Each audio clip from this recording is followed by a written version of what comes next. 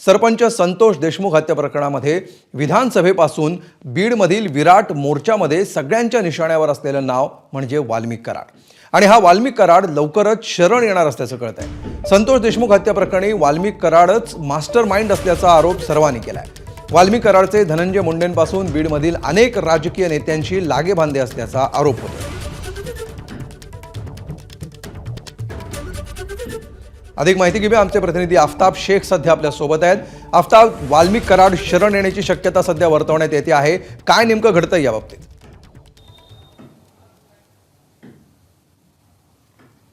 अमोल, खरं तर वाल्मिक कराड यांचं नाव जरी संतोष देशमुख यांच्या हत्या प्रकरणाशी जोडण्याचा प्रयत्न राजकीय नेते करत असले तरी कायदेशीर दृष्ट्या त्यांचा संबंध जो आहे तो पवन क्षेत्रातील कंपनी असलेल्या आवादा एनर्जी प्रायव्हेट लिमिटेड या कंपनीच्या अधिकारी आणि कर्मचाऱ्यांना 2 कोटी रुपयांची खंडणी मागितल्या प्रकरणी वाल्मिक कराड, विष्णू चाटे आणि सुदर्शन घुले या तिघांच्या विरोधात केसच्या पोलीस स्टेशनमध्ये गुन्हा दाखल करण्यात आलेला होता।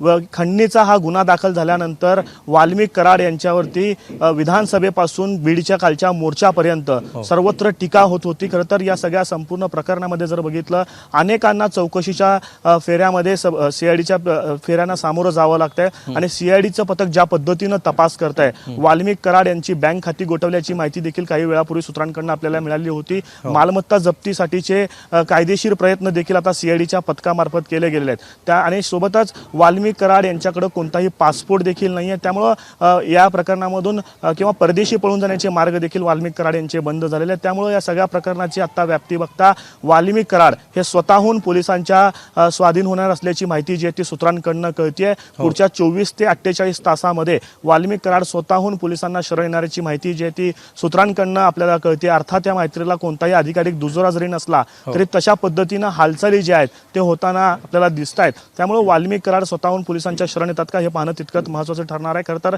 या संपूर्ण प्रकरणामध्ये वाल्मिक कराड यांच्याशी नाव जोडून धनंजय मुंडे यांना देखील टार्गेट करण्याचे प्रयत्न राजकीय नेत्यांकडून केले जात होते। या संपूर्ण प्रकरणामध्ये अनेक लोकांना म्हणजे सीआयडीकडनं या सगळ्या प्रकरणामध्ये 100हून अधिक लोकांची चौकशी झालेली आहे। त्यामुळं या प्रकरणाची व्याप्ती आणखी वाढताना पाहायला मिळते, जनतेतला रोष देखील वाढताना पाहायला मिळतोय। त्यामुळे वाल्मिकी कराड हे स्वतःहून पोलिसांना शरण येण्याची शक्यता जी आहे ती व्यक्त केली जाते। अर्थात वाल्मिकी कराड कुठे आहे त्याची पत्ता जी आहे ते आतापर्यंत कोणाला लागलेला नाहीये। वाल्मिक कराड स्वतःहून 24 ते 48 तासामध्ये शरण येतात का हे पाहणं महत्त्वाचं ठरणार आहे। मात्र तशा पद्धतीने हालचाली सुरू असल्याची माहिती सूत्रांकडून कळते। निश्चितपणे आफताब, तुम्ही जसं म्हणालात पुढचे 24 ते 48 तास महत्त्वाचे असणार आहेत। नेमकं या बाबतीत काय घडतं, कशा गोष्टी अनफोल्ड होतात हे बघणं महत्त्वाचं असेल। धन्यवाद तूर्त या सविस्तर माहितीबद्दल। एबीपी माझा, उघडा डोळे बघा नीट।